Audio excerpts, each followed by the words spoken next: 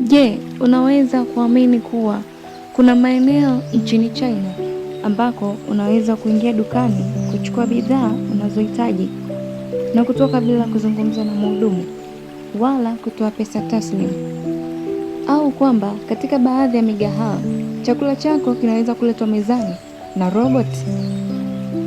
Haya si matukio ya filamu za sayansi, bali ni sehemu ya maisha ya kila siku katika baadhi ya miji nchini China, taifa linaloendelea kushangaza dunia kwa kasi ya maendeleo ya teknolojia.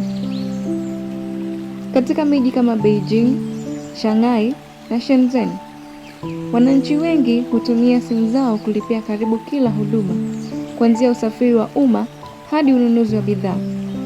Aidha, baadhi ya migahawa na hoteli hutumia roboti kuwahudumia wateja, huku teknolojia ya akili mnemba ikitumika katika hospitali, viwanda na sekta ya ulinzi.